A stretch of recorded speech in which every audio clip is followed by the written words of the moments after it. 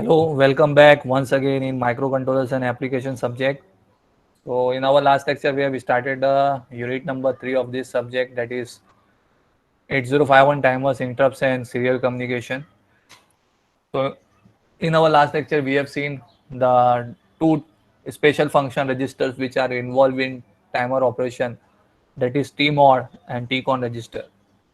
So with the help of these two registers, you are able to decide the mode of timers, as well as you are able to control the operation of timers, such as starting of timer and stoppage of timer. Now continuing the same topic of timer, now in today's lecture session, the learning objective is use timer with given crystal frequency to generate specified waveform on the given port.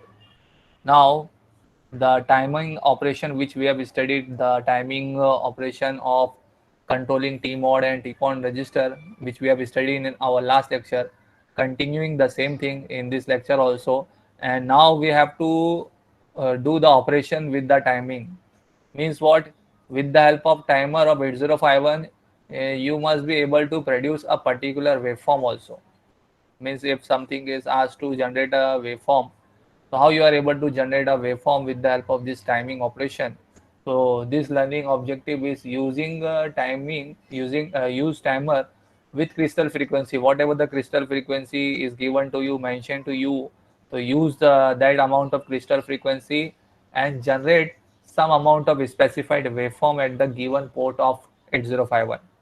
So the port which is available to you in 8051, so at that port you must be able to generate some amount of waveform with the given amount of delay. If it is mentioned given amount of delay, so that much amount of delay you must be able to give and generate a particular waveform at the output port of 8051. So at the end of the lecture, you must be able to give the answer of this question. Do you know input and output ports of microcontroller 8051? So this 8051 microcontroller ports, which we have already studied in our first chapter only. So there are total 4 ports of 8051 microcontroller, and each ports are of how many bits? Can anyone tell me each port is of how many bits? Her ports कितने bit का होता है? Microcontroller 8051 में total कितने ports है? Microcontroller 8051 में total कितने ports है? 4 पोर्ट्स है, और हर पोर्ट्स कितने बिट का होता है? 8. 8 बिट का होता है. वेरी गुड, सही जवाब दे रहे हो आप लोग, वेरी गुड. तो हर पोर्ट जो होता है वो 8 बिट का होता है. अब आज का ये लेक्चर का कंटेंट क्या है? Introduction to input output port of 8051. वापस से हम लोग इंट्रोडक्शन करेंगे 8051 के पोर्ट्स के बारे में. फिर पोर्ट रजिस्टर्स कैसे होते हैं, ये भी सब देख चुके हम लोग ने लास्ट लेक्चर में, पहले चैप्टर में. लेकिन थोड़ा वापस से रिवीजन पार्ट, पोर्ट रजिस्टर्स कैसे होते हैं, चारों पोर्ट्स का रजिस्टर फॉर्मेट देखेंगे. फिर ये इंपॉर्टेंट है, ये चीज़ नहीं देखे हम लोग ने, पोर्ट स्ट्रक्चर एंड कॉन्फ़िगरेशन. यानी इंटरनल पोर्ट किस तरीके से इनपुट पोर्ट बनता है, आउटपुट पोर्ट बनता है, तो वो कैसे होता है. हर पिन, एक एक पर्टिकुलर पिन पोर्ट की कैसे इनपुट होती है, कैसे आउटपुट होती है, क्या देने पे इनपुट होता है, क्या देने पे आउटपुट होता है. तो पूरा डिटेल में इसका स्ट्रक्चर देखेंगे अभी ये पर्टिकुलर लेक्चर में. तो port structure and configuration of all ports एक साथ, पोर्ट 1, पोर्ट 2, पोर्ट 3 का, और पोर्ट 0 अलग से है. पोर्ट 0 का स्ट्रक्चर अलग से देखेंगे. क्यों देखेंगे उसका रीजन मालूम पड़ेगा. फिर इसके बाद टाइमिंग से रिलेटेड, ऑपरेशन से रिलेटेड फिर काम देखेंगे. क्लॉक फ्रीक्वेंसी कैसे एडजस्ट होती है, फिर वो टाइम पीरियड कैसे कैलकुलेट करते हैं. अगर क्लॉक फ्रीक्वेंसी के लिए क्रिस्टल फ्रीक्वेंसी दिया हुआ है तो कैसे आपको उन टाइम पीरियड कैलकुलेट करते हैं, तो वो फॉर्मूला, वो कैलकुलेशन देखेंगे. फिर इसके नीचे देखो एक दिया हुआ है, calculation of amount of delay generated in delay सब रूटीन. तो जो डिले जनरेट करना होता है, तो वो डिले जनरेट करने का कैलकुलेशन कैसा होता है, वो कैसे किया जाता है, तो वो देखेंगे अभी हम लोग ये लेक्चर में. और लास्ट में एक प्रोग्रामिंग देखेंगे हम लोग, assembly language programming of input output ports. तो इनपुट आउटपुट पोर्ट से रिलेटेड एक असेंबली लैंग्वेज प्रोग्राम भी देखेंगे. ये कॉन्सेप्ट मैप है. क्या है कॉन्सेप्ट मैप में? पोर्ट का स्ट्रक्चर एंड कॉन्फ़िगरेशन कैसा होता है वो जानना जरूरी है. कौन सा पोर्ट इनपुट होता है, कौन सा पोर्ट आउटपुट होता है, कब उसको इनपुट बना सकते हैं, कब उसको आउटपुट बना सकते हैं, तो ये जानेंगे इसके स्ट्रक्चर के थ्रू.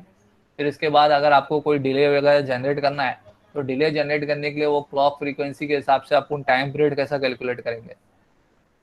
अगर फॉर एग्जांपल आपको बोल दिया 2 मिली सेकेंड या 200 मिली सेकेंड का डिले जनरेट करना है, तो वो 200 मिली सेकेंड का डिले जनरेट करने के लिए उसका कैलकुलेशन कैसा होगा, क्या वैल्यू डालना पड़ेगा टाइमर में, तो वो पूरा कैलकुलेशन देखेंगे हम लोग। तो clock frequency and period calculation देखेंगे और इन दी एंड लास्ट में फिर अपन एक प्रोग्राम लिखेंगे और उस प्रोग्राम के थ्रू हम लोग वेवफॉर्म वगैरह जनरेट करेंगे आउटपुट पोर्ट पिन पे। तो ये सब बेस बनेगा। पोर्ट का स्ट्रक्चर कैसा होता है वो जानना जरूरी है और पीरियड कैसा कैलकुलेट करेंगे वो जानना जरूरी है। अगर ये दोनों चीज आ जाएगी तो फिर लास्ट में आप तब जाके आप प्रोग्राम लिख सकते हो कि अमाउंट ऑफ वेवफॉर्म कैसे जनरेट करोगे पोर्ट पिन पे। तो सबसे पहले हम लोग पोर्ट के बारे में जानते हैं। जैसा कि आपको पहले भी पता था कि 8051 माइक्रो कंट्रोलर में टोटल कितने पोर्ट्स है, 4 पोर्ट्स है, पोर्ट 0, पोर्ट 1, पोर्ट 2, पोर्ट 3। और हर पोर्ट को आप इनपुट भी बना सकते हो, आउटपुट भी बना सकते हो। और वो क्या देने पे इनपुट बनता है, क्या देने पे आउटपुट बनता है, वो अभी आपको मालूम पड़ेगा ये आज के लेक्चर में। ठीक है। In order to initialise any port as input, तो यहाँ पे वही सेंटेंस लिखा हुआ है कि अगर हमको इनिशियलाइज करना है कोई पोर्ट की पिन को इनपुट के लिए, तो इट इज नेसेसरी, क्या जरूरी है, to apply logic 1 to appropriate pin. ये देखो बहुत इंपॉर्टेंट चीज मालूम पड़ रही है अभी आपको। क्या मालूम पड़ रहा है इधर पे, अगर कोई भी पोर्ट की पिन को, अगर आपको कोई भी पोर्ट की पिन को इनपुट बनाना है, उसको एज अ इनपुट बनाना है, यानी डेटा वो एक्सेप्ट करना चाहिए, तो उसके लिए जरूरी है कि वो पोर्ट की पिन पे क्या भेजा जाए, लॉजिक 1 भेजा जाए। तो लॉजिक 1 भेज के कोई भी पोर्ट की पिन क्या बनेगी, इनपुट पोर्ट, इनपुट पिन बनेगी। और लॉजिक 0 भेज के कोई भी पोर्ट क्या बनेगा, आउटपुट पोर्ट बनेगा। सो इन ऑर्डर टू इनिशियलाइज, कोई भी पोर्ट की पिन को इनपुट बनाने के लिए क्या भेजना पड़ेगा आपको, लॉजिक 1। और कोई भी पोर्ट की पिन को आउटपुट बनाने के लिए क्या भेजना पड़ेगा, लॉजिक 0। यहाँ पे वैसे ही लिखा हुआ है। Similarly in order to configure any port pin as output, अगर कोई पोर्ट की पिन को आउटपुट बनाना है तो it is necessary to apply logic 0। क्या अप्लाई करना पड़ेगा, लॉजिक 0। तो बहुत इंपॉर्टेंट चीज मालूम पड़ रही है अभी आप लोग को। कोई भी पोर्ट की पिन को अगर आपको उसको इनपुट बनाना है, तो इनपुट बनाने के लिए आपको उसको क्या देना पड़ेगा, लॉजिक 1 देना पड़ेगा। और कोई भी पोर्ट पिन है उसको आउटपुट बनाना है, यानी डेटा यहाँ से बाहर जाना चाहिए, तो आउटपुट बनाने के लिए उसको क्या देना पड़ेगा, आपको 0 देना पड़ेगा, लॉजिक 0 देना पड़ेगा। तो आउटपुट लॉजिक 0, इनपुट लॉजिक 1, याद रखो ये हमेशा। Each port of 8051 has got 4 corresponding 8-bit port register with same name, port 0, port 1, port 2, port 3। तो हर पोर्ट को उसका एक स्पेसिफाइड रजिस्टर दिया गया है जो उसके नाम से ही जाना जाता है। पोर्ट 0 का रजिस्टर, पोर्ट 1 का रजिस्टर, पोर्ट 2 का रजिस्टर, पोर्ट 3 का रजिस्टर। ठीक है। तो माइक्रो कंट्रोलर 8051 में कितने पोर्ट्स है, टोटल 4 पोर्ट्स है। और हर पोर्ट्स कितने बिट का है, 8 बिट का है। तो उस 8 बिट के हिसाब से आपको 8 बिट रजिस्टर फॉर्मेट भी मिलेगा हर पोर्ट का। तो वो देखो आपको ये डायग्राम में नजर आएगा। जैसे मान के चलो पोर्ट 0 है, तो पोर्ट 0 में टोटल कितनी बिट्स है, 8 बिट्स है। तो वो 8 बिट्स कैसे रिप्रेजेंट होती है, P0.0 से लेके P0.7 तक। तो लीस्ट सिग्निफिकेंट बिट, सबसे छोटी बिट जो है, सबसे पहली बिट जो है वो क्या है, P0.0। और सबसे आखिरी बिट क्या है, P0.7। यानी ये P0.0 से लेके P0.7 ये टोटल पोर्ट 0 की 8 बिट्स है। क्लियर, समझ में आई बात। इसी तरीके से पोर्ट 1 की बात करेंगे तो पोर्ट 1 की जो टोटल 8 बिट्स है वो एक रजिस्टर फॉर्म करेगी, 8 बिट का रजिस्टर फॉर्मेट फॉर्म करेगी। P1.0 से लेके P1.7, P2 के लिए P2.0 से लेके P2.7, P3 के लिए P3.0 से लेके P3.7। तो इस तरीके से जो टोटल आपके 4 पोर्ट्स है माइक्रो कंट्रोलर 8051 में, वो 4 पोर्ट्स हर एक रजिस्टर के जैसा होता है।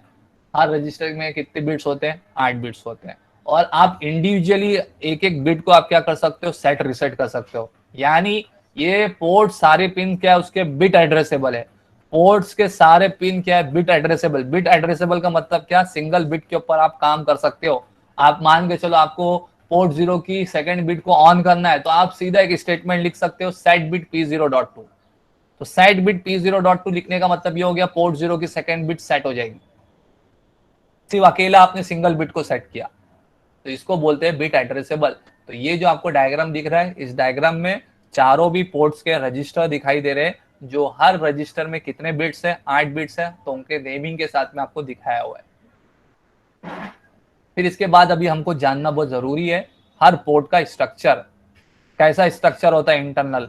यानी मैं जो आपको बोल रहा हूँ कि अगर कोई पोर्ट को इनपुट बनाना है तो उसको लॉजिक 1 देना पड़ेगा, आउटपुट बनाना है तो लॉजिक 0 देना पड़ेगा। तो ऐसा क्या है उस डायग्राम के अंदर, इंटरनल स्ट्रक्चर कैसा है उसका, क्या होता है हर पोर्ट पिन के अंदर, तब वो 1 देने पे इनपुट का काम कर रहा है, क्यों 0 देने पे आउटपुट का काम कर रहा है। तो पोर्ट का स्ट्रक्चर एंड कॉन्फ़िगरेशन देखेंगे अभी हम लोग। तो पोर्ट 0 के लिए जैसा कि एक आपको स्टार्टिंग में बात बताई गई होगी, पोर्ट 0 को क्या लगता है, एक्सटर्नल पुल अप रजिस्टर लगता है। एक्सटर्नल पुल अप रजिस्टर का मतलब क्या होता है, पोर्ट 0 के लिए हर पिन के लिए आपको एक्सटर्नली रजिस्टर कनेक्ट करना पड़ता है। उस एक्सटर्नल रजिस्टर को बोलते हैं पुल अप रजिस्टर। क्यों पुल अप रजिस्टर, क्योंकि जो इंटरनल स्ट्रक्चर में जो मॉसफेट यूज होता है, एफईटी यूज होता है, उसका ड्रेन ओपन होता है। तो वो ड्रेन ओपन करने की वजह से आपको एक्सटर्नली वहां पे रजिस्टर कनेक्ट करना पड़ता है। तो इसके लिए उसको क्या बोलते हैं, एक्सटर्नल पुलअप, यानी एक्सटर्नल रजिस्टर लगाना पड़ता है हर पोर्ट 0 की पिन पे। तो पोर्ट 0 का स्ट्रक्चर ऐसा है कि उसके स्ट्रक्चर में उसका जो ड्रेन है, जो मॉसफेट जो डिवाइस यूज होता है, उस मॉसफेट का ड्रेन ओपन होता है। तो वो ड्रेन ओपन होने की वजह से हम लोग को एक्सटर्नली बाहर क्या लगाना पड़ता है, रजिस्टर लगाना पड़ता है in order to proper functioning. उसको प्रॉपर फंक्शनिंग करने के लिए, इनपुट पोर्ट बराबर से उसको बताने के लिए, इसके लिए हम लोग को वहां पे एक्सटर्नली क्या लगाना पड़ता है, एक्सटर्नल पुलअप लगाना पड़ता है। बाकी की जितने भी पोर्ट्स है, port 1, port 2, port 3 are internally connected to register.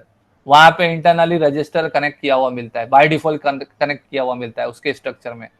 तो वो सारे पोर्ट्स के पिन पे आपको कोई एक्सटर्नल पुलअप रजिस्टर लगाने की जरूरत नहीं है। लेकिन ध्यान से, जब आपको पोर्ट 0 यूज करना है, पोर्ट 0 का इस्तेमाल करना है, तो पोर्ट 0 का इस्तेमाल करने के लिए आपको एक्सटर्नली रजिस्टर बैंक्स कनेक्ट करना पड़ता है। हर रजिस्टर बैंक जो फॉर एग्जांपल 1 किलो ओम का हो, 10 किलो ओम का हो, तो 8 पिन है तो 8 पिन के लिए 8 रजिस्टर्स कनेक्ट करना पड़ेगा, इसलिए उसको रजिस्टर बैंक्स बोलते हैं, पुलअप रजिस्टर्स बोलते हैं।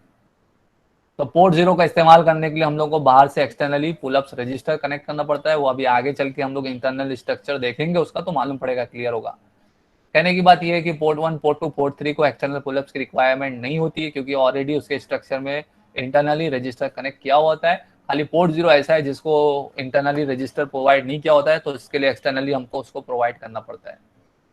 Since all ports are bidirectional, they all have D latch, output driver and input buffer। क्या बताया गया इधर पे, क्योंकि सारे पोर्ट्स को आप बाय डायरेक्शनल यूज कर सकते हो। बाय डायरेक्शनल का मतलब क्या होता है, आप उसको इनपुट के जैसा भी यूज कर सकते हो, आउटपुट के जैसा भी यूज कर सकते हो। तो अगर आपको इनपुट भी यूज करना है, आउटपुट भी यूज करना है, तो उसके लिए क्या लगेगा, उसके लिए आपको डिले लैच लगेगा, डी लैच लगेगा, आउटपुट ड्राइवर लगेगा, इनपुट बफर लगेगा। आउटपुट बफर आउटपुट करने के लिए, इनपुट बफर इनपुट करने के लिए, और क्या लगेगा, होल्ड करने के लिए क्या लगेगा, डी लैच। डी लैच से क्या होगा, आपका डेटा स्टोर किया हुआ रहेगा उसके अंदर। अगर आप पोर्ट 0 के अंदर कोई डेटा डाल रहे हो, इनपुट कर रहे हो, तो वो कैसे स्टोर रहेगा, तो जाहिर सी बात है अंदर लैच होगा, स्टोरिंग एलिमेंट होगा, तो ही तो स्टोर होता होगा। बिकॉज ये सब क्या है, रजिस्टर्स है। रजिस्टर का काम क्या आपको पता ही है ना, स्टोरेज। तो हर पोर्ट्स की पिन भी क्या करती है, डेटा को स्टोर करके रखती है। तो स्टोर अपने आप तो नहीं करेगी, जाहिर सी बात है उसके अंदर कुछ ऐसा कंपोनेंट यूज होता होगा जो क्या करेगा, स्टोर करके रखता होगा। तो वो कंपोनेंट क्या है, लैच। लैच का मतलब क्या, होल्ड करना। या पढ़े होगे सेकंड में, अपने अपने थर्ड सेमिस्टर में डिजिटल टेक्निक्स में। तो लैच का मतलब क्या होता है, 1 यूनिट स्टोरेज एलिमेंट। तो ये सारे लैच के थ्रू आप डेटा को स्टोर करते हो, और ये आउटपुट बफर, इनपुट बफर के थ्रू आप क्या करते हो, उसको आउटपुट के जैसा काम कराते हो, इनपुट के जैसा काम कराते हो। अब हम लोग को हर पोर्ट का स्ट्रक्चर देखना है, इंटरनल स्ट्रक्चर देखना है। तो ध्यान से देखो, पोर्ट 1, पोर्ट 2 और पोर्ट 3 का स्ट्रक्चर सेम ही रहेगा, उसमें कुछ फर्क नहीं रहेगा। खाली फर्क किसमें दिखेगा, पोर्ट 0 के स्ट्रक्चर में फर्क दिखेगा। क्यों, क्योंकि पोर्ट 0 के लिए आपको क्या करना पड़ता है, एक्सटर्नली पुल अप रजिस्टर लगाना पड़ता है, क्योंकि ओपन ड्रेन होता है। और बाकी इधर पे पोर्ट 1, पोर्ट 2, पोर्ट 3 में ऑलरेडी रजिस्टर कनेक्ट किया हुआ रहता है, इसलिए यहाँ पे कोई बाहर से आपको रजिस्टर कनेक्ट करने की जरूरत नहीं पड़ती। तो पहले हम लोग स्ट्रक्चर किसका देखेंगे, पोर्ट 1, पोर्ट 2, पोर्ट 3 का देखेंगे, जो एक ही जैसा होता है। फिर अलग से किसका स्ट्रक्चर देखेंगे, पोर्ट 0 का देखेंगे। तो देखो ये डायग्राम में आपका पोर्ट का स्ट्रक्चर है, बहुत इंपॉर्टेंट है ये, इसका समझना बहुत जरूरी है आपके लिए। ये जो स्ट्रक्चर है ये किसके लिए है, यहाँ पे स्पेसिफाई किया हुआ है। This is the port structure of port 1, port 2 and port 3। तो पोर्ट 1, पोर्ट 2, पोर्ट 3 का स्ट्रक्चर ये आपको डायग्राम में नजर आ रहा है। पोर्ट 0 का अलग से स्ट्रक्चर है। अब ध्यान से देखो इसके स्ट्रक्चर में क्या क्या है, मेन एलिमेंट्स क्या क्या है। तो मैं जो आपको बता रहा था, सबसे पहले आपको एक चीज यहाँ पे ये नजर आ रही रहेगी, this is D latch. D latch जो आप पढ़ते होगे, डिले लैच। तो डिले लैच का काम क्या है, डेटा को स्टोर करने के लिए। तो ये जो डी इनपुट है, यहाँ से आप इंटरनल डेटा जो स्टोर करना चाहते हो, तो यहाँ से डेटा मिलता है डेटा बस के थ्रू, इंटरनल सीपीयू बस। तो डेटा बस जो होती है, तो डेटा बस के थ्रू ही तो डेटा जाएगा। तो डेटा बस के थ्रू डेटा जाएगा, तो यहाँ पे डेटा क्या होगा, स्टोर होगा। D latch, delay latch. तो डिले लैच का इनपुट पिन क्या है, ये डी इनपुट है। ठीक है। अच्छा, इसके आउटपुट क्या क्या होते हैं, दो आउटपुट होते हैं, क्यू होता है और एक क्या होता है, क्यू बार होता है। दोनों का कॉम्प्लीमेंट्री आउटपुट होता है। अगर एक इनपुट वन है तो एक आउटपुट क्या होता है, जीरो होता है। एक इनपुट वन, सॉरी, एक आउटपुट वन है तो दूसरा आउटपुट क्या होता है, जीरो होता है। दोनों कॉम्प्लीमेंट्री होते हैं आपस में। और क्यू बार से आपने क्या कनेक्ट किया हो, यहाँ पे आपको दिख रहा है, यहाँ पे ट्रांजिस्टर है। यहाँ पे ट्रांजिस्टर कौन सा है, एफईटी। तो एफईटी के तीन इनपुट्स होते हैं, कौन कौन से, गेट होता है, ड्रेन होता है, सोर्स होता है। तो ध्यान से देखो, इस ड्रेन के ऊपर यहाँ पे एक रजिस्टर कनेक्ट किया हुआ दिख रहा है, जिसको लोड बोला गया है। तो यहाँ पे इंटरनली रजिस्टर रहता है, इसका ड्रेन ओपन नहीं है। यहाँ पे ऑलरेडी यहाँ पे इस ड्रेन टर्मिनल से रजिस्टर के थ्रू आप वीसीसी में कनेक्ट करते हो। तो दैट्स वाई ये पर्टिकुलर स्ट्रक्चर में आपको अलग से बाहर से कोई एक्सटर्नल पुलअप लगाने की जरूरत नहीं है। मैं यही बोल रहा था कि पोर्ट जीरो जो होता है वो ओपन ड्रेन होता है, यानी यहाँ पे ड्रेन तक छोड़ दिया जाता है, ऐसे ही छोड़ देते हैं। और ये बाकी port one, port two, port three में क्या है, इंटरनली रजिस्टर के थ्रू आप वीसीसी को कनेक्ट करते हो। तो यहाँ पे ऑलरेडी इंटरनली रजिस्टर मिलता है, इंटरनली पुलअप रजिस्टर्स होते हैं। तो इसके लिए अपने को अलग से बाहर से कोई रजिस्टर कनेक्ट करने की जरूरत नहीं पड़ती। तो port one, port two, port three में ये जो क्यू बार के थ्रू जो आपका मॉसफेट कनेक्ट किया हुआ है, ये एज अ स्विच के जैसा काम कर रहा है। कब ऑन होगा कब ऑफ होगा वो मैं समझाऊंगा अभी आपको। तो ये जो मॉसफेट जो है, इसका जो ड्रेन टर्मिनल है, इस ड्रेन टर्मिनल के थ्रू आप रजिस्टर को कनेक्ट करते हो, रजिस्टर के थ्रू वीसीसी को कनेक्ट करते हो। ठीक है। फिर यहाँ से देखो, ये ड्रेन का जो आउटपुट है, यहाँ से आप क्या कर रहे हो, किधर पे प्रोवाइड कर रहे हो, ये आपका लैच है, सॉरी ये आपका बफर है। तो कौन सा बफर है, TB1 है, TB2 है, रीड पिन है। पिन कौन सी पिन है, डेटा को रीड करने के लिए। रीड लैच है, लैच को एनेबल करने के लिए। ठीक है। अब ध्यान से देखो, अब इसकी वर्किंग कैसे है। फॉर एग्जांपल मैं आपको क्या बता रहा था, अगर कोई भी पोर्ट पिन को अगर आपको इनपुट बनाना है, तो पोर्ट पिन को इनपुट बनाने के लिए क्या देना पड़ेगा आपको, उस पिन पे क्या देना पड़ेगा, लॉजिक 1 देना पड़ेगा या लॉजिक 0 देना पड़ेगा। कोई भी पोर्ट पिन को इनपुट बनाने के लिए लॉजिक 1 देना पड़ेगा। Very very good. तो लॉजिक 1 देने के लिए क्या करना है, अभी आपको लॉजिक 1 देने के लिए आप लॉजिक 1 दे दोगे, इधर पे ऊपर आपने लॉजिक 1 दे दिया, या आपने इधर पे लॉजिक 1 दे दिया। पोर्ट की पिन पे आपको खाली क्या देना है, लॉजिक 1 देना है। तो पोर्ट की पिन पे आपने इधर पे लॉजिक 1 दिया।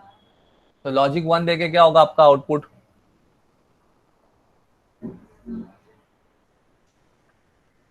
Tell me. अभी यहाँ पे सो डेटा रीड होने वाला है, ये रीड पिन है। तो रीड पिन मतलब डेटा को रीड करने के लिए यूज होगा ये रीड पिन। और ये रीड लैच डेटा, ये रीड लैच इसलिए कि डेटा को लैच करने के लिए। तो अभी आपने फॉर एग्जांपल क्या किया, अभी आपने यहाँ से फॉर एग्जांपल क्या किया, लॉजिक 1 दिया। तो लॉजिक 1 दिया, तो लॉजिक 1 देंगे, आउटपुट का लॉजिक 1 है। तो आउटपुट का लॉजिक 1 देने का मतलब क्या हुआ, ये आपका जो मॉसफेट जो है, ये मॉसफेट आपको कौन से पोजीशन पे रहेगा, ऑन स्टेट में रहेगा या ऑफ स्टेट में रहेगा। अगर आपको लॉजिक 1 मिलता है आउटपुट में, तो लॉजिक 1 कब मिलता है, जाहिर सी बात है जब आपका ये ट्रांजिस्टर कौन से पोजीशन पर रहेगा, ऑफ। ऑफ होएगा तभी तो पूरा फुल वीसीसी मिलेगा इधर पे, ऑफ होगा तभी तो फुल वीसीसी मिलेगा। अगर ऑन होगा तो वीसीसी कहाँ से मिलेगा, ये सीधा क्या हो जाएगा, ग्राउंड हो जाएगा। बात समझ में आ रही है आप लोग को। लॉजिक 1 आपको जब ही मिलेगा जब ये आपका ट्रांजिस्टर क्या रहेगा, ऑफ होगा। ट्रांजिस्टर जब ऑफ होगा तभी तो ये आउटपुट ड्रेन में आपको क्या मिलेगा, लॉजिक 1। अगर ये ट्रांजिस्टर ऑन होता तो क्लोज स्विच के जैसा काम करता, और क्लोज स्विच के जैसा काम करता तो क्लोज स्विच के जैसा काम करने में जो पूरा वीसीसी है, वो आउटपुट है, वो कहाँ पे हो जाता, सीधा ग्राउंड हो जाता। तो ट्रांजिस्टर जो है वो ऑफ कब होगा, जब फॉर एग्जांपल इधर पे आउटपुट 1 मिल रहा है। तो इधर पे आउटपुट 1 कभी पॉसिबल है, जब भी आपका ट्रांजिस्टर ऑफ होगा। ट्रांजिस्टर ऑफ होने के लिए गेट इनपुट का मतलब यहाँ पे आउटपुट क्या आना चाहिए, 0। तो ये 0 होगा, तभी आपका ये ट्रांजिस्टर क्या होगा, ऑफ होगा। ट्रांजिस्टर ऑफ होगा तो यहाँ पे आपको क्या मिलेगा, आउटपुट में 1 मिलेगा। तो ये 1 मिलेगा मतलब क्या, अब जो भी डेटा पिन आप इधर पे प्रोवाइड कर रहे हो, इस पोर्ट पिन पे आप प्रोवाइड कर रहे हो, वो कहाँ पे जाने वाला है, यहाँ पे रीड पिन पे जाएगा। तो ये रीड पिन पे डेटा क्या होगा, रीड होगा। उसी तरीके से यहाँ पे ये अगर 0 है तो ये आउटपुट क्या होगा, इधर पे Q वाला क्या होगा, 1 होगा, तो ये 1 इधर पे मिलेगा, तो 1 इधर पे मिलेगा, तो डेटा क्या होगा आपका, रीड लैच के थ्रू क्या होगा, लैच होगा, स्टोर होगा। तो कहने का मतलब मैं बता रहा हूँ क्या हूँ कि ये पोर्ट पिन लॉजिक 1 देने पे इनपुट का काम क्यों करता है, और अगर यही पिन पे अगर मैं 0 देता तो ये काय का काम करता, आउटपुट का काम करता। क्यों आउटपुट का काम करता, बिकॉज अब जो भी यहाँ से डेटा जो लैच है वो क्या हो रहा है, इधर पे ट्रांजिस्टर ये केस में क्या हो गया अभी आपका ऑन हो गया, तो ट्रांजिस्टर ऑन हो गया मतलब ये सीधा डायरेक्टली क्या आप मिल रहा है, ग्राउंडिंग पाथ मिल रहा है, तो यहाँ से सीधा डेटा ग्राउंडिंग पाथ हो रहा है, तो यानी अब यहाँ से डेटा सिर्फ आउटपुट में जा सकता है, इनपुट से आ नहीं सकता है, क्योंकि ये पाथ में सीधा डायरेक्टली ग्राउंड हो रहा है। तो ये सब खेल इसके ऊपर है, ट्रांजिस्टर के ऊपर है। तो ये जो मैं आपको कॉन्सेप्ट समझा रहा हूँ, इंटरनल डेटा बस कब रीड होने वाला है, कब इधर पे राइट होने वाला है, ये पोर्ट पिन कब इनपुट वन लॉजिक 1 देने पे इनपुट का काम क्यों कर रहा है, लॉजिक 0 देने पे आउटपुट का काम क्यों कर रहा है। तो ये सिंपल सा समरी का कॉन्सेप्ट मैं आपको ये चीज इधर पे क्लियर कर रहा था, समझाने की कोशिश कर रहा था। अगर डिले फ्लिप फ्लॉप अपना डिले लैच है, ये डिले फ्लिप फ्लॉप है, इधर पे इनपुट में आप लॉजिक 1 देते हो तो क्यू आउटपुट क्या होगा 1, क्यू बार आउटपुट क्या होगा 0। तो अगर क्यू बार आउटपुट 0 होता है तो क्यू बार आउटपुट 0 होने पे ये आपका मॉसफेट क्या होगा, ऑफ रहेगा, और मॉसफेट ऑफ रहेगा तो आपका जो भी है वीसीसी वो इधर पे रहेगा, लॉजिक 1 जो इधर पे रहेगा। तो आप क्या कर सकते हो, ये जो भी डेटा प्रोवाइड करोगे, जो भी आप इनपुट यहाँ पे से दोगे, तो वो कहाँ पे जाएगा, सीधा इधर पे जाएगा, रीड पिन पे जाएगा, वो डेटा रीड होने वाला है, रीड होने वाला है।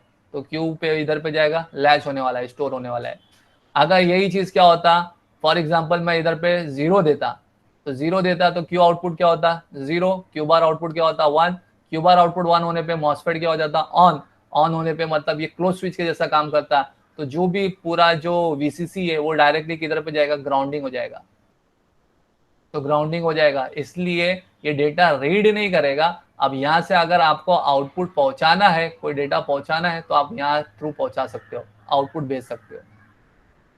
तो जो कंटेंट रहेगा वो आउटपुट में जाएगा, इनपुट होने के लिए लॉजिक 1 पे इनपुट पे काम करेगा। तो ये पोर्ट स्ट्रक्चर था किसका, पोर्ट 1, 2 एंड 3 का। इसी तरीके से ये पोर्ट स्ट्रक्चर किसका है, पोर्ट 0 का। जैसा कि मैंने बताया कि पोर्ट 0 का क्या होता है, ओपन ड्रेन होता है, यहाँ पे कोई एक्सटर्नली इंटरनली रजिस्टर नहीं होता है। तो बस यही फर्क है इसके अंदर, आपको पोर्ट 0 का इस्तेमाल करने के लिए इसका ड्रेन जो है वो ओपन होता है, यहाँ पे कोई रजिस्टर नहीं यूज होता है। इसके लिए अपने को अलग से क्या करना पड़ता है, 10 किलो ओम का एक्सटर्नल पुल अप रजिस्टर लगाना पड़ता है। तो पोर्ट 0 को इस्तेमाल करने के लिए आपको एक्सटर्नली खुद से 10 किलो ओम का रजिस्टर कनेक्ट करना पड़ता है, तब जाके वो प्रॉपर फंक्शनिंग करेगा, अपना by directional input and output port का काम करेगा। तो अगर आपको इनपुट पोर्ट बनाना है तो इस पिन पे लॉजिक 1 दे दो, अगर आउटपुट पोर्ट बनाना है तो इस पिन पे लॉजिक 0 दे दो।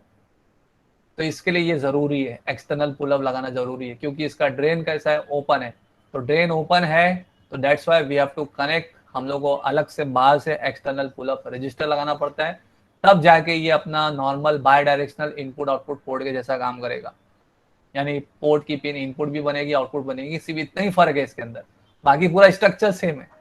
तो पोर्ट 0 में सिर्फ फर्क इस बात का है, किस बात का, हम लोग को अलग से बाहर से रजिस्टर लगाना पड़ता है 10 किलो ओम का हर पोर्ट की पिन पे। इज दैट क्लियर, समझ में आ रहा है आप लोगों को, क्लियर है, बात समझ में आ रही है क्या बोल रहा हूं मैं। अब मैं आगे बढ़ूंगा, पोर्ट का स्ट्रक्चर क्लियर हो गया, पोर्ट का स्ट्रक्चर क्लियर हो गया, मैं आगे बढ़ता हूं। आगे जो है वो आपको किस तरीके से टाइमर का यूज करके उसका clock frequency and period calculate करना है। जैसा कि आपने प्रीवियस लेक्चर में देखा, टाइमिंग ऑपरेशन में क्या होता है, टाइमिंग ऑपरेशन करने में जो क्रिस्टल की फ्रीक्वेंसी होती है उसको क्या करना पड़ता है, डिवाइड बाय क्या करना पड़ता है, 12। तो क्रिस्टल की फ्रीक्वेंसी को डिवाइड बाय 12 करके आपको क्या मिलता है, क्लॉक फ्रीक्वेंसी मिलता है, टाइमर की जो क्लॉक फ्रीक्वेंसी होती है।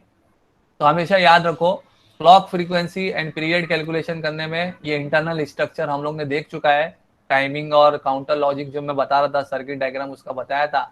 तो उसके सर्किट डायग्राम में मैंने आपको समझाया था, what ever the crystal frequency is divided by 12, तब जाके आउटपुट में आपको क्या मिलता है, क्लॉक फ्रीक्वेंसी मिलता है। तो यहाँ पे देखो फॉर्मूला दिया हुआ है, क्लॉक फ्रीक्वेंसी हमेशा क्या होगा, क्रिस्टल फ्रीक्वेंसी डिवाइड बाय क्या होगा, 12 होगा। तो क्लॉक फ्रीक्वेंसी जो भी होगा कैलकुलेट कैसा होगा, हमेशा वो क्रिस्टल फ्रीक्वेंसी को किससे डिवाइड करना पड़ेगा, 12 से। तो क्लॉक फ्रीक्वेंसी कैलकुलेट करने के लिए क्रिस्टल की फ्रीक्वेंसी को डिवाइड बाय क्या करो, 12 करो, तो आपको क्लॉक की फ्रीक्वेंसी मिलेगी। और क्लॉक फ्रीक्वेंसी से आप क्या कैलकुलेट कर सकते हो, पीरियड। पीरियड का मतलब क्या होता है मालूम है ना, टाइम। टाइम टाइम टी और एफ में कैसा रिलेशन है, इनवर्स का रिलेशन है। तो जब एक चीज आपको मालूम है, फ्रीक्वेंसी मालूम है, तो उसका टाइम पीरियड कैसे कैलकुलेट करोगे, उसका इनवर्स करके। तो अगर आपको क्लॉक फ्रीक्वेंसी मालूम पड़ गई तो क्लॉक फ्रीक्वेंसी का इनवर्स करोगे तो you will get what, time period. तो ये time period is nothing but period T. T is inversely proportional to F, ये आपको मालूम है अच्छी तरीके से। टाइम जो होता है वो हमेशा इनवर्सली प्रोपोर्शनल करता है किसको, फ्रीक्वेंसी को। तो अगर आपको क्लॉक फ्रीक्वेंसी मालूम पड़ गया है तो क्लॉक फ्रीक्वेंसी का इनवर्स करो तो आपको क्या मालूम पड़ेगा, टाइम पीरियड मालूम पड़ेगा। तो सबसे पहला स्टेप क्या है, क्लॉक फ्रीक्वेंसी को कैसा मालूम करने का। क्लॉक फ्रीक्वेंसी हमेशा क्या होता है, क्रिस्टल की फ्रीक्वेंसी डिवाइड बाय 12। ये आपको दिया हुआ रहेगा क्वेश्चन में, हमेशा क्रिस्टल फ्रीक्वेंसी दिया हुआ रहता है। तो क्रिस्टल की फ्रीक्वेंसी को डिवाइड बाय 12 करोगे तो आपको क्या मिलेगा, क्लॉक फ्रीक्वेंसी। और क्लॉक फ्रीक्वेंसी से आप क्या मालूम करोगे, टाइम पीरियड। तो टाइम पीरियड क्या होता है, हमेशा 1 अपॉन क्लॉक फ्रीक्वेंसी। इसका इनवर्स कर लो फ्रीक्वेंसी का, आपको क्या मिल जाएगा, टाइम पीरियड मिल जाएगा। जैसे देखो यहाँ पे कैलकुलेट करके दिया हुआ है, आपको एक एग्जांपल दिया हुआ है क्लॉक फ्रीक्वेंसी एंड पीरियड कैसे कैलकुलेट करते हैं। तो यहाँ पे एक क्वेश्चन दिया हुआ है, calculate clock frequency and period if the crystal frequencies are 11.0592 megahertz and 12 megahertz. तो आपको दो क्रिस्टल फ्रीक्वेंसी दिया हुआ है, एक क्रिस्टल फ्रीक्वेंसी दिया हुआ है 11.0592 मेगाहर्ट्ज और एक क्रिस्टल फ्रीक्वेंसी दिया हुआ है 12 मेगाहर्ट्ज। तो दोनों का इस्तेमाल करके आपको क्या कैलकुलेट करना है, क्लॉक फ्रीक्वेंसी कैलकुलेट करना है एंड पीरियड कैलकुलेट करना है। तो पहले वाले केस में क्रिस्टल फ्रीक्वेंसी कितना बोला है, 11.0592। तो 11.0592 क्रिस्टल फ्रीक्वेंसी को यूज करके क्लॉक फ्रीक्वेंसी कितना आया, यहाँ पे दिया हुआ है। आपको क्या करना पड़ेगा, आपको इसके लिए क्रिस्टल फ्रीक्वेंसी को डिवाइड बाय क्या करना पड़ेगा, 12 से डिवाइड करना पड़ेगा। तो 11.0592 मेगाहर्ट्ज, उसको डिवाइड बाय 12 करो तो आपको क्लॉक फ्रीक्वेंसी मिल जाएगा। तो क्लॉक फ्रीक्वेंसी कितना मिला, 921.6 kilohertz. All of you getting, समझ में आ रही बात क्या बोल रहा हूं मैं। तो आपको यहाँ पे समझ में आएगा, क्लियर होगा कि क्लॉक फ्रीक्वेंसी कैसे कैलकुलेट होगा। क्लॉक फ्रीक्वेंसी आपका इस तरीके से कैलकुलेट होगा कि क्रिस्टल फ्रीक्वेंसी उसको डिवाइड बाय क्या कर दो, 12 कर दो। तो क्रिस्टल फ्रीक्वेंसी डिवाइड बाय 12 कर दोगे तो यू विल गेट, क्या मिलेगा आपको, आपको मिलेगा क्लॉक फ्रीक्वेंसी। चाहूँ तो मैं आपको और अच्छी तरीके से क्लियर करा सकता हूँ, मैं दिखा सकता हूँ। मैं 1 मिनट के लिए आपको कैलसी का इस्तेमाल करके दिखाता हूँ किस तरीके से आता है आपको। उसके लिए मुझे मोबाइल के थ्रू उसका कैमरा ऑन करके आपको समझाना पड़ेगा। सबसे पहले तो आपको 11.0592 मेगाहर्ट्ज आपको देखना पड़ेगा, टाइप करना पड़ेगा।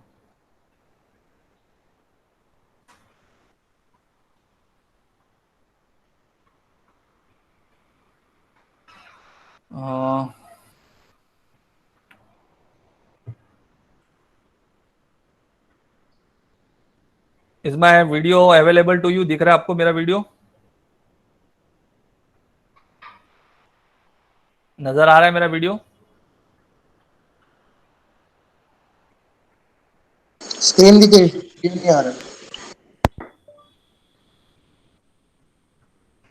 आप वो मेरे नाम पे क्लिक करो ना तो मेरा ये कैलकुलेटर वाला वीडियो आपको दिखेगा।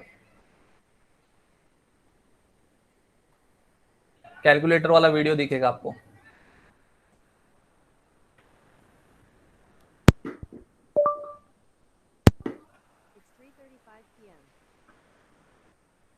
दिखा क्या, दिख रहा है सर अभी। हाँ सर दिख रहा है। तो अभी देखो क्या करना पड़ेगा। अभी आपको सबसे पहले क्या बोला है, क्रिस्टल फ्रीक्वेंसी कितना यूज करना बोला है, 11.0592 मेगाहर्ट्ज। तो 11.0592 मेगा, मेगा के लिए आपको क्या करना पड़ेगा, शिफ्ट दबा के कौन सा बटन प्रेस करना पड़ेगा, 7 वाला, तो ये मेगा आ जाएगा। तो 11.0592 मेगा हो गया, ठीक है। इसको क्या करना है, डिवाइड बाय क्या करना है, 12। तो डिवाइड बाय 12 कर दो तो आपको ये आया, दिखा 921। अगर आप ENG का बटन प्रेस करोगे तो आपको किलोवाट्स में दिखाई देगा। तो ENG का बटन प्रेस किया तो आपको यहाँ पे दिख रहा है 921.6 किलोवाट्स। तो ये क्या आया आपको, क्लॉक फ्रीक्वेंसी आया। तो क्रिस्टल फ्रीक्वेंसी डिवाइड बाय 12, तो क्रिस्टल का फ्रीक्वेंसी डिवाइड बाय 12 करोगे तो आपको क्या मिलेगा, क्रिस्टल का फ्रीक्वेंसी डिवाइड बाय 12 करके आपको यहाँ पे मिलेगा क्लॉक फ्रीक्वेंसी। और यही क्लॉक फ्रीक्वेंसी का इनवर्स करो तो आपको क्या मिलेगा, टाइम पीरियड मिलेगा। तो अभी अपने को खाली सिंपली इसको क्या करना है, इन्वर्स करना है। तो ये इन्वर्स का बटन प्रेस कर दो, एक्स इन्वर्स वाला इन्वर्स का बटन प्रेस करो, इक्वल टू करो। तो देखो आपको यहाँ पे अब आपको इधर पे टाइम पीरियड मिल रहा है। तो टाइम पीरियड कितना मिल रहा है, 1.085 10⁻6। तो 10⁻6 क्या होता है, 10⁻6 क्या होता है, 10⁻6 क्या होता है, क्या बोलते हैं 10⁻⁻6 को, मिली, माइक्रो, क्या बोलते हैं, मिली, माइक्रो माइक्रो माइक्रो। तो ये 1.085 माइक्रो सेकेंड है। तो बात माइक्रो समझ में आई सेकेंड। आपको। तो ये क्या है, 1.805 माइक्रो सेकेंड। आई होप आप लोग को ये सब चीज क्लियर हो रही होगी, समझ में आ रही होगी। आई क्या समझ में आप लोग को। तो यहाँ पे जो चीज थी आप लोग को इधर पे जो दिया हुआ था, पूछा था क्या करने बोला था, क्लॉक फ्रीक्वेंसी। तो 11.0592 मेगाहर्ट्ज डिवाइड बाय 12 के तो 921.6 आया। फिर इसके बाद उसका पीरियड, तो पीरियड के लिए आपने खाली क्या किए, इसका इन्वर्स किया, तो तब जाके आपको क्या मिला, 1.085 माइक्रो सेकेंड। तो जब भी क्रिस्टल फ्रीक्वेंसी 11.0592 मेगाहर्ट्ज यूज होगी, तो हमेशा आपका टाइम पीरियड जो है, time period of one clock pulse, यानी क्लॉक साइकिल है ना, ये सब क्लॉक साइकिल का मतलब क्या होता है, continuously high low high low. तो एक टाइम पे हाई होता है, एक टाइम पे लो होता है। तो एक जो साइकिल है इसकी, एक साइकिल जिसमें हाई और लो मिला के होता है, तो वो पर्टिकुलर उसका टाइम पीरियड कितना है, 1.085 माइक्रो सेकेंड। तो एक साइकिल का टाइम पीरियड है। हाँ, ये एक साइकिल मतलब समझ में आता है। अगर मैं स्क्वायर वेव बोलूं, तो स्क्वायर वेव में लॉजिक 1 लॉजिक 0 होता है ना, तो एक लॉजिक 1 एक लॉजिक 0 कंप्लीट होके एक साइकिल बोला जाता है। तो उस एक साइकिल का टाइम पीरियड कितना है, 1.085 माइक्रो सेकेंड, अगर आप क्रिस्टल फ्रीक्वेंसी कितने का यूज करते हो, 11.0592 मेगाहर्ट्ज का यूज करते हो। तो जो माइक्रो कंट्रोलर पिन के बाहर जो अपन क्रिस्टल कनेक्ट करते हैं, अगर उस क्रिस्टल का हम लोग प्रॉपरली एडजस्ट करके ये 11.0592 मेगाहर्ट्ज का क्रिस्टल फ्रीक्वेंसी यूज करते हैं, तो उस 11.0592 मेगाहर्ट्ज क्रिस्टल फ्रीक्वेंसी के हिसाब से टाइमर का क्लॉक फ्रीक्वेंसी कितने का होगा, 921.6 किलोहर्ट्ज का होगा, और उसी का इन्वर्स किए तो उसका टाइम पीरियड कितने का होगा, 1.085 माइक्रो सेकेंड का होगा। ठीक है। अब उसी तरीके से दूसरा क्रिस्टल फ्रीक्वेंसी कितने का बोला है, 12 मेगाहर्ट्ज। तो 12 मेगाहर्ट्ज के हिसाब से क्लॉक फ्रीक्वेंसी कितने का हो जाएगा, 12 मेगाहर्ट्ज डिवाइड बाय 12 करोगे तो सीधा सीधा कितना हो जाएगा, 1 मेगाहर्ट्ज बराबर। और उसका टाइम पीरियड 1 मेगा का इनवर्स ले लो, तो ये मेगा है, ऊपर जाके क्या हो जाएगा, माइक्रो। तो कितना फ्रीक्वेंसी सॉरी कितना टाइम पीरियड आएगा, 1 माइक्रो सेकेंड। तो ये दो कैलकुलेशन आपको दिखाया है कि अलग अलग क्रिस्टल की फ्रीक्वेंसी यूज करके क्या टाइमिंग, क्या इसका क्रिस्टल फ्रीक्वेंसी के हिसाब से क्लॉक फ्रीक्वेंसी आता है और क्या उसका टाइम पीरियड आता है। तो ये आगे चल के हमको प्रोग्राम में यूज होगा, इसके लिए मैं बता रहा था आप लोग को। प्रोग्रामिंग में हम लोग को यही सब यूज होने वाला है। कभी क्वेश्चन में बोलेगा 11.0592 मेगाहर्ट्ज का क्रिस्टल यूज करो, कभी बोलेगा 12 मेगाहर्ट्ज का क्रिस्टल यूज करो। तो 11.0592 का मेगाहर्ट्ज का क्रिस्टल यूज करके क्लॉक फ्रीक्वेंसी कितने का आएगा, 921.6 का आएगा, और उसका पीरियड कितने का आएगा, 1.085 माइक्रो सेकंड का आएगा। फिर अगर 12 मेगाहर्ट्ज का बोल दिया तो उसके हिसाब से क्लॉक फ्रीक्वेंसी कितने का आएगा, 1 मेगाहर्ट्ज का आएगा, उसके हिसाब से पीरियड कितने का आएगा, 1 माइक्रो सेकंड का आएगा। ये बहुत इंपॉर्टेंट है। अब यहाँ पे एक क्वेश्चन दिया हुआ है, calculation of amount of delay generated in delay सब रूटीन। तो जो अभी हम लोग डिले जनरेट करने वाले हैं ना, तो डिले किस तरीके से जनरेट करेंगे, ये सब डिले सब रूटीन का इस्तेमाल करके। तो डिले सब रूटीन क्या होता है, जहाँ पे डिले जनरेट होती है उसको बोलते हैं डिले सब रूटीन, यानी पार्ट ऑफ द प्रोग्राम जो सिर्फ किसके लिए इस्तेमाल होती है, डिले जनरेट करने के लिए, तो उसको क्या बोलते हैं, डिले सब रूटीन। तो यहाँ पे जो डिले सब रूटीन कैलकुलेट किया गया है वो कौन से क्रिस्टल फ्रीक्वेंसी से किया गया है, एज्यूम क्रिस्टल फ्रीक्वेंसी कितना बोला है, 11.0592। तो क्रिस्टल फ्रीक्वेंसी 11.0592 मेगाहर्ट्ज करके क्लॉक फ्रीक्वेंसी कितने का आएगा, 921.6 किलोहर्ट्ज का आएगा, और उसका टाइम पीरियड कितने का आएगा, 1.085 माइक्रो सेकंड। यानी एक साइकिल का टाइम पीरियड कितना है, एक साइकिल का टाइम पीरियड कितने का है, 1.085 माइक्रो सेकंड। आप इसको एक साइकिल बोलो या एक मशीन साइकिल बोलो, हर इंस्ट्रक्शन ना मशीन साइकिल के ऊपर काम करता है, जो हम लोगों ने पहले भी देख चुके थे। लेंथ ऑफ इंस्ट्रक्शन, तो लेंथ ऑफ इंस्ट्रक्शन मैंने बताया ना, 1 बाइट 2 बाइट 3 बाइट, यानी उसको इतने मशीन साइकिल्स लगते हैं रन होने के लिए, एग्जीक्यूट होने के लिए। तो यहाँ पे डिले सब रूटीन है, यहाँ पे डिले सब रूटीन में इंस्ट्रक्शंस लिखा हुआ है, जिसमें पहला इंस्ट्रक्शन ये लिखा हुआ है, मूव R2, #255। हम लोग यहाँ पे R2 रजिस्टर में इमीडिएटली कितना वैल्यू लोड कर रहे हैं, 255, डेसिमल वैल्यू 255, क्योंकि बाजू में हेक्स नहीं लिखा हुआ है, एच नहीं लिखा हुआ है, तो ये डेसिमल वैल्यू है। तो डेसिमल वैल्यू 255 हम लोग R2 रजिस्टर में ले रहे हैं। फिर उसी के नीचे यहाँ पे एक स्टेटमेंट लिखा हुआ है DJNZ_R2 ईयर कॉमा ईयर। मतलब क्या हुआ, आप R2 में 255 लोड कर रहे हो, फिर उसके फौरन बाद आप उसको क्या कर रहे हो, डिक्रीमेंट कर रहे हो, और ये डिक्रीमेंट हमेशा 1 से होता है। 255 से डिक्रीमेंट होके कितना होगा, 254 होगा। और बाजू में क्या लिखा हुआ है, JNZ। JNZ का मतलब क्या होता है, जंप इफ नॉट जीरो। तो अगर वो नॉट जीरो है तो वो जंप करेगा। कहाँ पे जंप करेगा, बाजू में मैंने एड्रेस लिखा है, एड्रेस का यानी यहाँ पे नाम लिखा हुआ है ईयर, और ये ईयर कहाँ पे दिख रहा है, इधर ही पे। कहाँ पे दिख रहा है, इधर ही पे। तो मतलब ये कितनी मर्तबा ये इंस्ट्रक्शन को एग्जीक्यूट करेगा, how many times this instruction is going to be execute, tell me fast. ये DJNZ_R2 ईयर कॉमा ईयर, ये इंस्ट्रक्शन कितनी टाइम्स एग्जीक्यूट होने वाला है। R2 में वैल्यू कितना है, कितने टाइम रन होने वाला है। जितने टाइम मैंने R2 में वैल्यू डाला, R2 में वैल्यू कितनी डाला मैंने, 2 कितनी डाला R2 में वैल्यू। R2 में मैं इमीडिएटली कितनी वैल्यू लोड करके रखा हूं। अरे ऊपर ही के तो लाइन में दिख रहा है ना यार, देखो ना कितना लोड किया हुआ है वो। R2 रजिस्टर में कितना लोड किया हुआ है इमीडिएटली, जरा देखो ना, पढ़ो ना जरा। बोलने नहीं होता है क्या तुम लोगों, मुंह बंद है क्या तुम लोग के।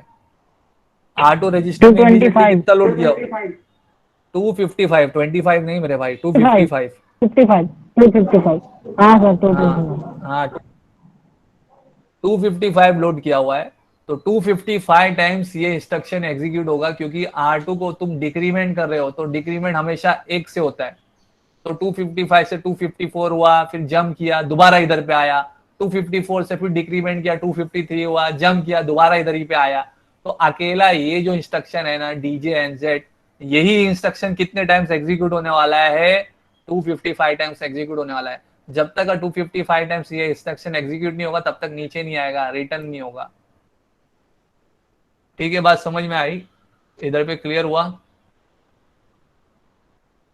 अच्छा अब इधर पे देखो, बाजू में देखो कुछ लिखा हुआ है, मूव R2 #255। ये जो मूव R2 #255 है, ये कितना मशीन साइकिल लेता है अपने आप को एग्जीक्यूट करने के लिए, 1 मशीन साइकिल लेता है।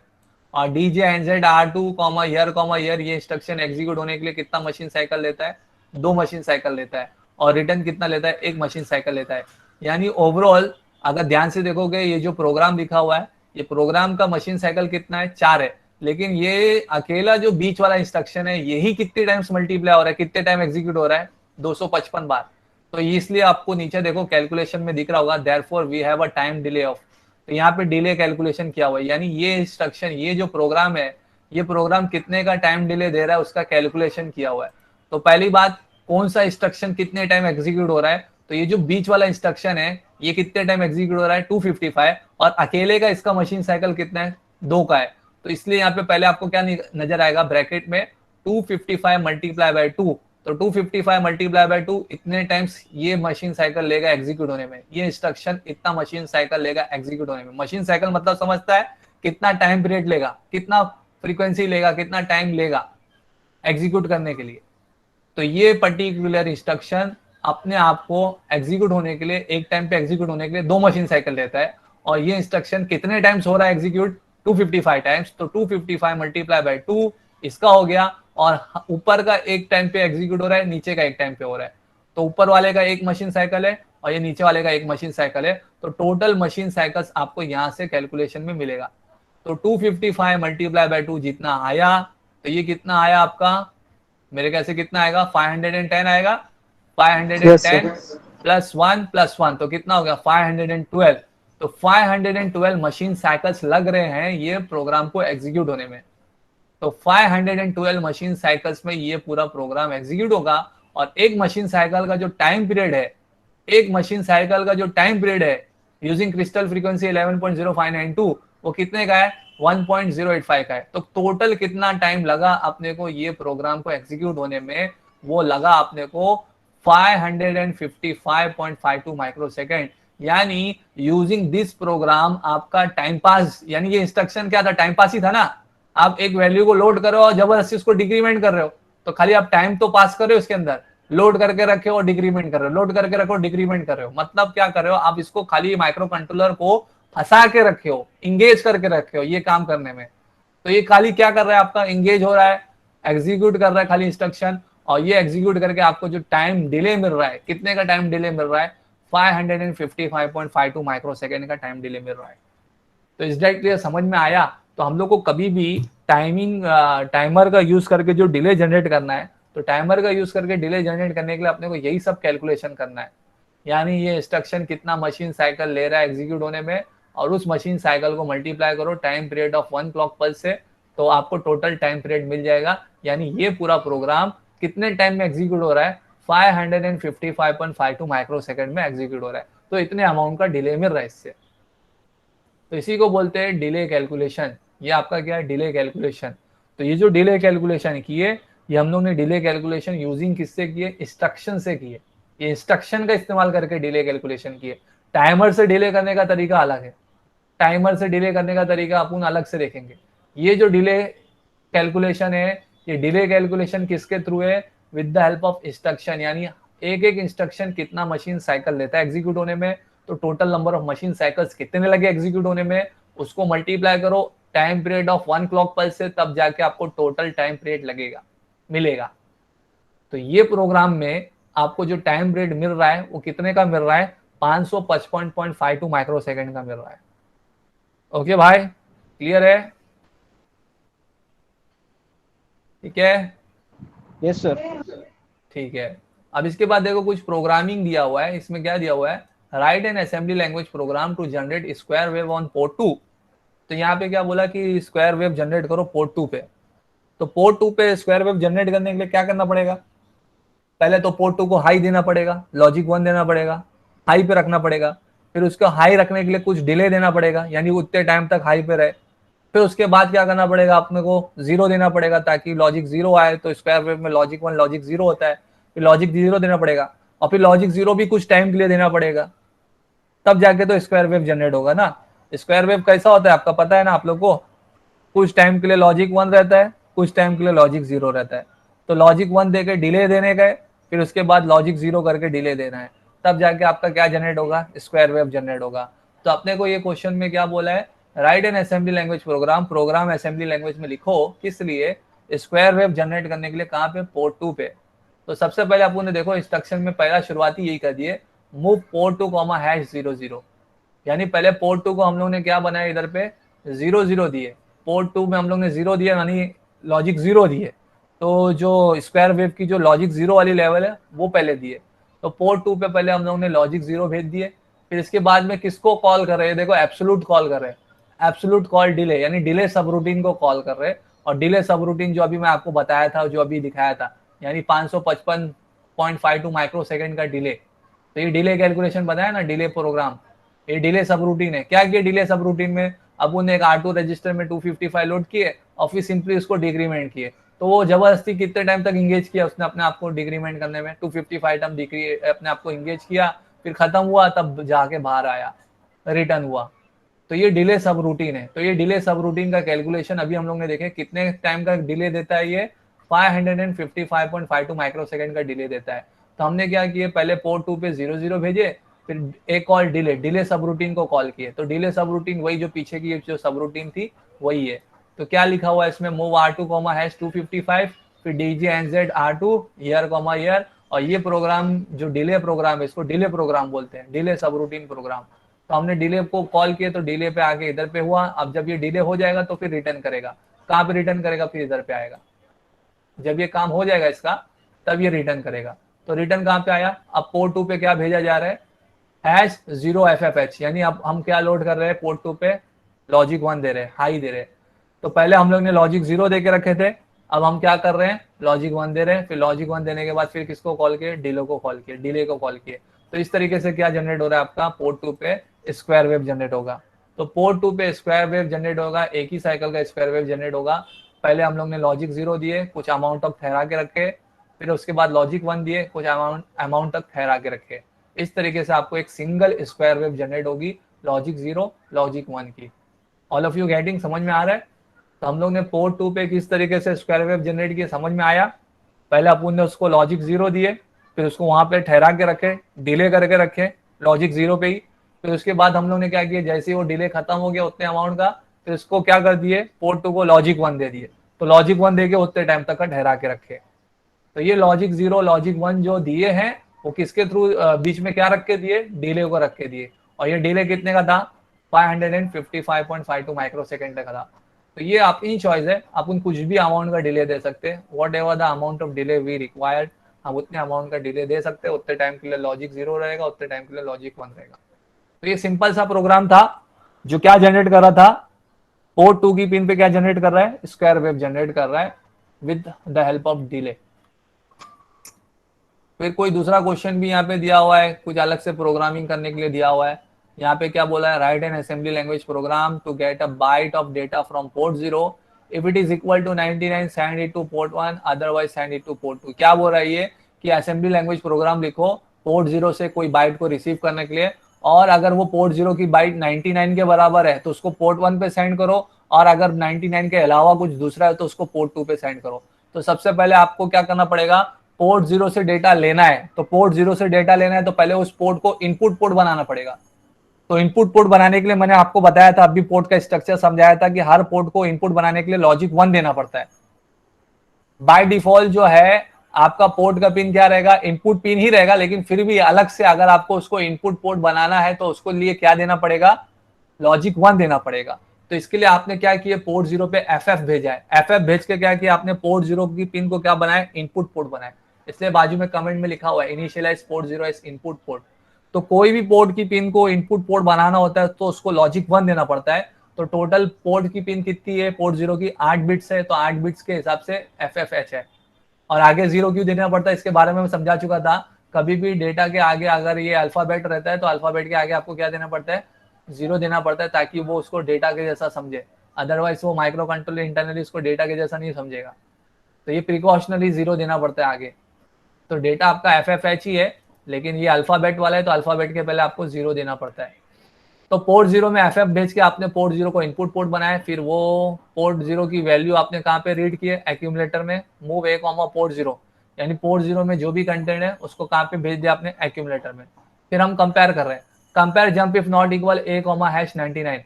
एक्यूमुलेटर के कंटेंट को इमीडिएटली कंपेयर कर रहे हैं किससे, 99 से, क्योंकि क्वेश्चन में क्या बोला है, अगर वो पोर्ट 0 का कंटेंट 99 के बराबर है तो उसको कहाँ पे भेजना है, पोर्ट 1 पे भेजना है। तो compare jump if not equal, compare करो, अगर इक्वल नहीं है तो जंप करेगा, इक्वल नहीं है तो जंप करेगा कहाँ पे, डाउन पे जंप करेगा। और अगर इक्वल है तो कहाँ पे आएगा, नीचे आएगा। तो नीचे आएगा मतलब एक्यूमुलेटर का कंटेंट 99 के बराबर है, तो अब उसको कहाँ पे भेज दो, पोर्ट 1 पे भेज दो। एस जंप स्टॉप, अब यहाँ पे शॉर्ट जंप करके स्टॉप कर दो, स्टॉप यानी एंड कर दो, क्योंकि आपको ये पार्ट स्किप करना पड़ेगा। और अगर इक्वल नहीं होता है, इक्वल नहीं होता है तो आप डाउन में जंप कर रहे हो, तो यानी यहाँ पे जंप कर रहे हो, यानी वो एक्यूमुलेटर का कंटेंट 99 के बराबर नहीं है, तो उसको कहाँ पे भेज दो, 92 पे भेज दो। तो इस तरीके से सब लॉजिक ऐसा बैठाने का रहता है क्वेश्चन के हिसाब से, क्या बोल रहा है, क्या क्वेश्चन में बोल रहा है, तो वैसा अकॉर्डिंगली आपको एक्ट करना पड़ेगा। तो आपने compare jump if not equal लगाए, अगर इक्वल नहीं होता है तो ये जंप करेगा, कहाँ पे जंप करेगा, यहाँ पे जंप करेगा, डाउन में जंप करेगा, यानी एक्यूमुलेटर का कंटेंट 99 के बराबर नहीं है तो उसको भेज दो कोई दूसरे पोर्ट पे। कौन से पोर्ट पे, पोर्ट 2 पे भेजने बोला था। और अगर इक्वल होता है तो उसको कहाँ पे भेजो, पोर्ट 1 पे भेजो और अपना काम खत्म करो। एस जंप स्टॉप, स्टॉप करके एंड करो। इज दैट क्लियर, समझ में आई बात।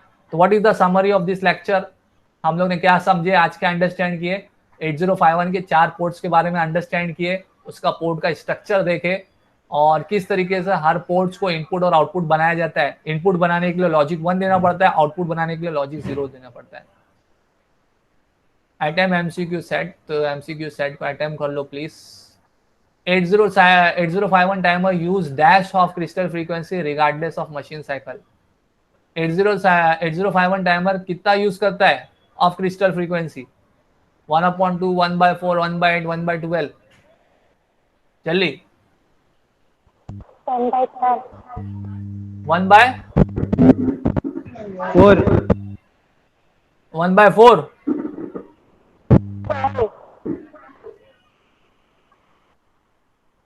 सही से मैसेज करो, मैसेज में बताओ, आवाज क्लियर नहीं हो रही।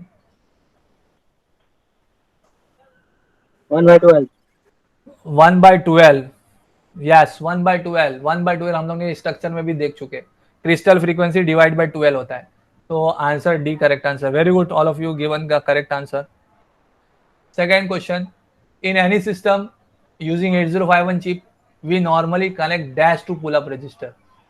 तो अगर हम लोग 8051 यूज कर रहे हैं, माइक्रो कंट्रोलर आईसी 8051 यूज कर रहे हैं, तो हम लोग नॉर्मली कनेक्ट करते हैं कौन से पोर्ट को? Pull up register. तो पुल अप रजिस्टर कौन से पोर्ट को दिया जाता है? P0. P0. Very good. Port 0. Port 0. Yes correct. Yes correct. Shraddha correct. सब लोग ने सही बोला.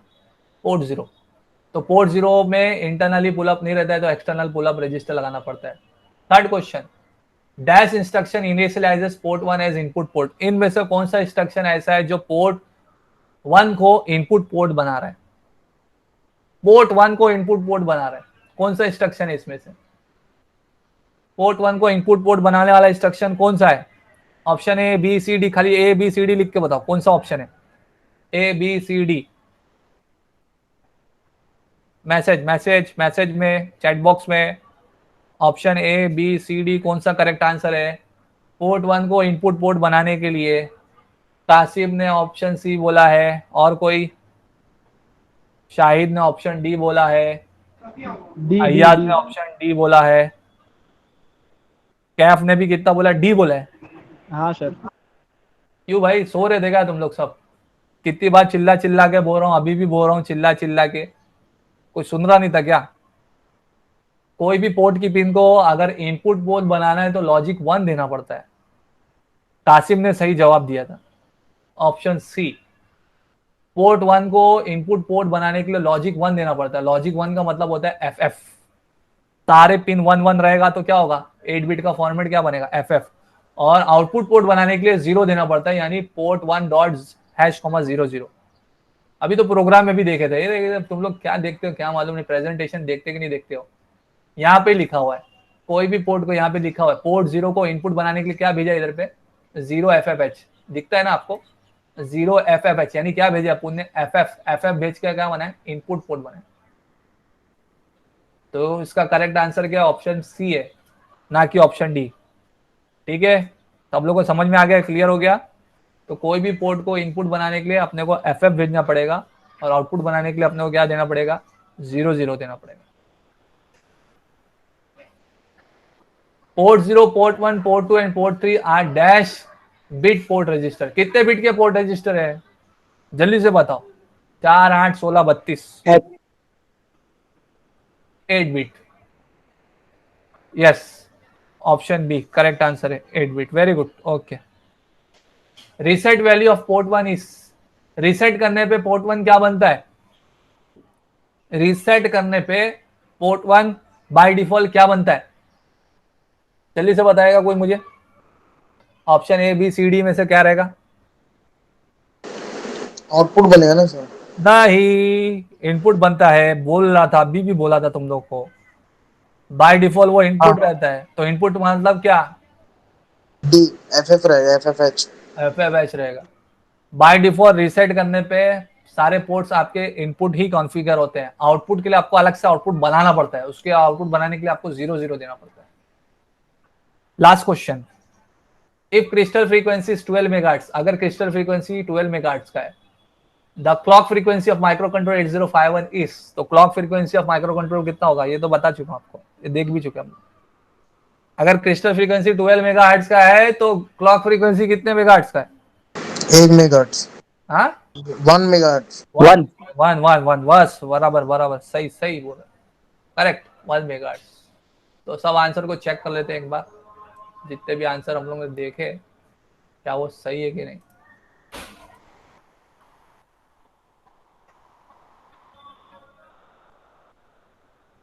पहले वाले का आंसर आप लोग ने बताए थे, ऑप्शन डी 1/12 करेक्ट है. सेकंड वाले का आंसर आप लोग ने बताए थे, जिसको पुल अप रजिस्टर देना पड़ता है वो पोर्ट 0 है, करेक्ट है. थर्ड वाले का आंसर, आप अगर पोर्ट 1 को इनपुट पोर्ट बनाना चाहते हो तो ऑप्शन सी करेक्ट है, पोर्ट 1 FFH. यहाँ पे अपना आंसर क्या था? Port 0, port 1, port 3, port 2 and port 3 are कितने बिट के रजिस्टर है? तो सब 8 बिट के रजिस्टर, करेक्ट है. फिर यहाँ पे रीसेट वैल्यू, रीसेट करने पे हर पोर्ट कैसा काम करता है? इनपुट का काम करता है. तो बाय डिफॉल्ट क्या रहता है? FFH. आउटपुट करने के लिए आपको 00 देना पड़ता है. और यहाँ पे आपका क्रिस्टल फ्रीक्वेंसी अगर 12 मेगाहर्ट्ज का था तो क्लॉक फ्रीक्वेंसी ऑफ 8051 कितना होगा, 1 मेगाहर्ट्ज। ऑप्शन सी करेक्ट है। तो मेरे ख्याल से यहाँ पे आपका समाप्त हो चुका। एमसीक्यू सेट अटेम्प्ट कर लिए। लास्ट में थैंक यू करते हैं। तो थैंक यू मैं भी करता हूँ। Thank you all of you for joining, listening and giving answer. Stay safe, stay at home. Thank you very much.